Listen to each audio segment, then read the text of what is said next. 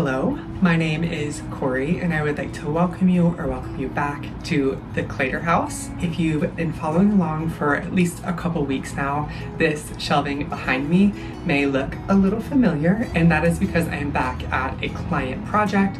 This is the Dear All Year House. I was here today getting my project photography done for my portfolio, and as I was getting ready to tear all of this down, I had the idea to share some shelf styling tips with you. So I was not planning to do this week. This is a little impromptu. So I have 8 tips for you that I hope will make your shelf styling a little bit easier.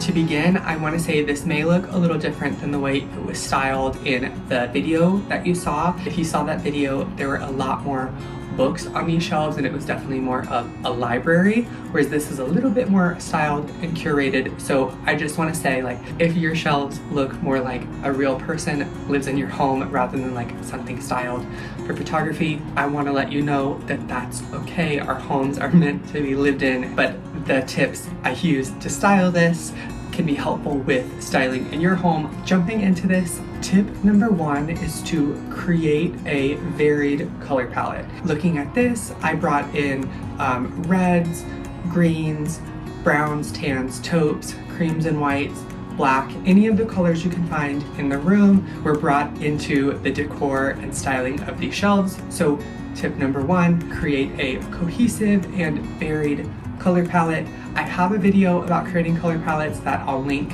up above if you want more in-depth on color specifically, but that's tip number 1. Tip number 2 is to vary your materials. This one also pulls from the room because I have some brass accents throughout the room. So you can see brass candlesticks, there's a brass pedestal bowl, the picture up there is on a little brass stand, there's a brass circular vase up there on that shelf. So that's pulled from the room, but also I have some woven and wood elements. There are ceramics. I have some different ceramics crocks and jugs. There is a stone. There's that more of a natural rugged stone. There's a little travertine knot here. This is a raku pottery, which kind of gives more like a stone effect. There's books, so there's paper. There's just different materials throughout here. So in addition to your color palette, also create a material palette for your styling, and you can pull that from your room as well. Number 3 is to vary your shapes. So you can see we have circular shape. There are some circular shapes there. That is a crock that's a circular shape. It's just a horizontal circle rather than vertical. But we also have square shapes. There's this woven basket that's a square. There's all the books that are squares. There's our artwork everywhere that is squares. We have some more organic shapes. This is circular, but it's got rugged edges, so it has more of an organic feel. The travertine knot is more organic. There's some plants. Those have more of an organic shape. So mixing up your shapes, curvilinear, rectilinear, circular, organic, abstract, whatever the case may be, vary your shapes as well. Also, tip number 4 is another thing to vary, and that would be your sizes. So you can see I have through like the plants and the travertine knot and the little hand and this piece of artwork, some smaller items, and then I also have some bigger items through like this big whetstone up here. A lot of our crocks and stuff are a little bit larger. I have some larger artwork, more of a medium-sized artwork, and then a smaller artwork, and then over here on this wall that you can't see is an even bigger piece of artwork. So tip number 4 is another thing to vary. So our first 4 tips is looking at the actual items that come in and varying your color, material, shape, and size. Going into tips 5 through 8, we're going to look at actually arranging them on our surface. Number 5 being to leave some negative space. So you can see on every single one of these shelves, you can still see the back of the bookcase. I left some negative space on every single one of our shelves. The way to do this is rather than add a bunch of smaller items, so here, like take this shelf for example, rather than pushing the space all the way to the corner and then having the stacked books and then having these books in the center laid down with something on them and some more stacked books and then something else next to that, rather than having all of those items on that shelf and having like a bunch of like smaller items, I did fewer items, but the items that are on here are a little bit of a bigger scale. So we have some nice tall books, we have a nice medium-sized vase, and then these books they're laid down, but they're wide, and then there's nothing stacked on top of them. So there's fewer items, even though there's like 4 books. Here it looks like one item, it's its own grouping, so it's its own thing. There are fewer but larger items on the shelf. Also, if you notice, a lot of the books in here are turned backwards. So that's either one because the spine didn't fit in the color palette, but we still had the book we wanted to use because it was a good size. Or you look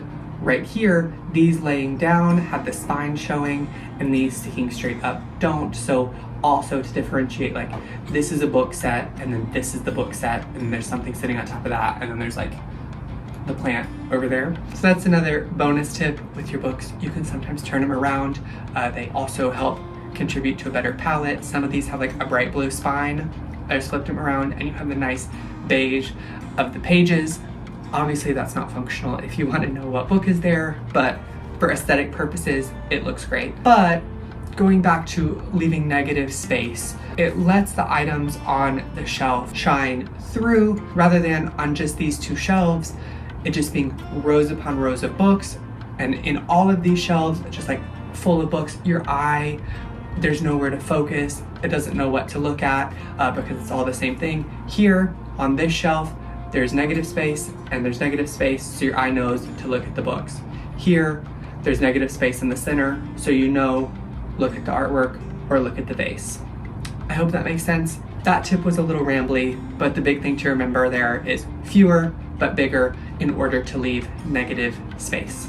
Tip number 6 plays off of that, and it is to remember your zigzags and your W's. This one kind of gets broken and you'll see that this doesn't exactly apply to every shelf on these, but in general, I followed this idea. Looking at this shelf in particular, you have, looking at our zigzags, here in the center, you have one piece in the middle that it comes up to, and then going down to the second shelf, it kind of widens and it takes up the whole shelf, and then coming back down to this shelf, you have a focal point that's more central, and then going down to this shelf, it widens up again. You can look at the same thing here.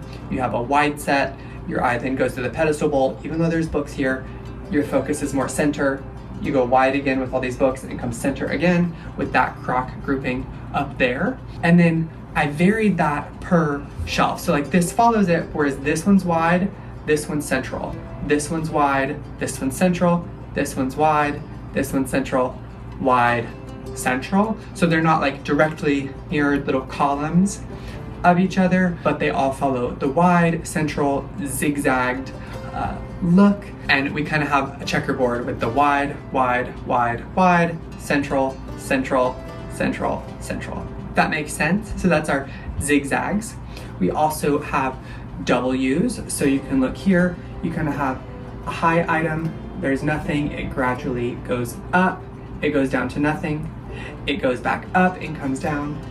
These candlesticks over here are in a grouping that go up and down, and then you have your books that are high. Same thing up here, we're using the rhythm of smaller base, taller books, go down low in our empty space, go back up to the top of this whetstone, go back down to these low books, go back up to that over there in that crock area. So like W's vertically and zigzags sideways, but just basically that's like varying your heights and then varying how many items are on your shelf. So going wide and center, wide and center. It's a zigzag, or you can think no focal point, which ties in to number 7, which as a whole with your styling, create a focal point.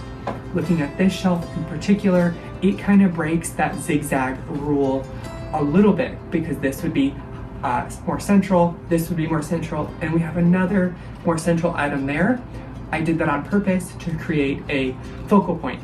This is a lot of shelving with a lot of decor to bring your eye to know where to look. When you look at this, this almost has kind of a Christmas tree shape because we have central, and then we have wide, and then we have taper a little bit, and this grouping itself tapers up to the middle to a central item up there. So it goes up, wide, tapered up. And that breaks up that zigzag pattern just a little bit while creating a focal point. Here, there's lots of negative space around this and lots of negative space around this.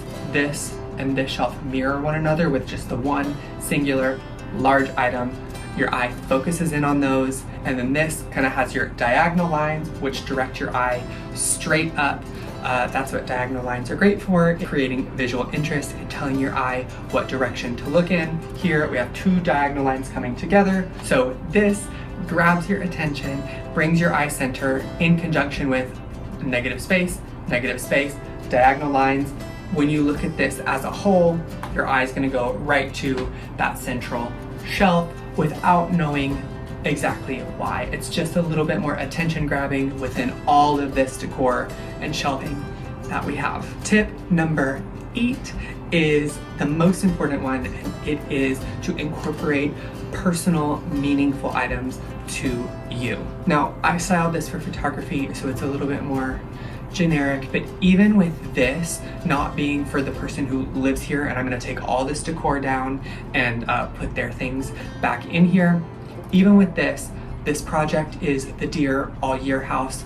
This sketch here is of 2 deer, so even though this was curated for something, it was still a personal touch to add this. Because this is decor of my own, a lot of this is meaningful and sentimental to me personally. If this was in my own home, this is how I would have it styled.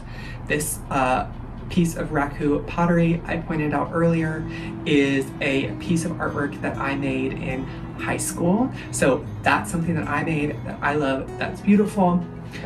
This piece of artwork here, my husband is a big video gamer, and there is a game that he plays called Valheim, and this like reminds us and reminds him of a video game like landscape, but it's still a beautiful piece of artwork.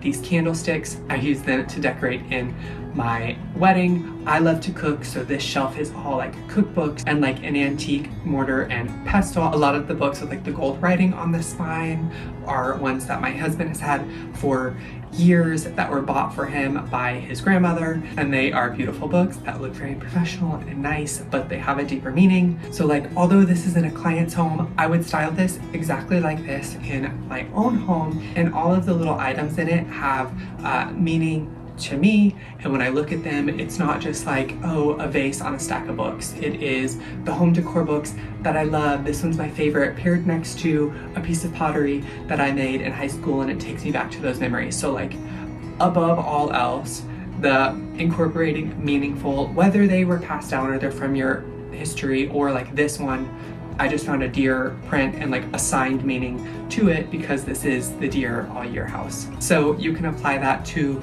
items from your past or new items that are more sentimental to you. I had a recent video talking about 5 tips to refresh your home. I used the example of like figs and a memory with my grandmother, and how I could just print out a picture of a fig. It's brand new, but it encapsulates that memory for me. So you could do the same thing in your home, applied in a myriad of different ways. And that's it. 8 tips to help you with your shelf styling, or just in general, your decor styling. Like I said, this was not a planned video. I kind of just sat down and started filming. So I hope it wasn't too rambly and I didn't talk too fast. I hope that it all made sense and most importantly was helpful. If you did find it helpful, please consider giving this video a thumbs up. This was definitely more of a general overview, so if you have any more in-depth questions, please leave those in the comments below. I'd love to get back to you, or if you have any tips that you could think of that I did not mention, please feel free to share those with everybody as well. If you have not yet subscribed, I hope that you will consider doing so, and until next time, I am wishing you all my best.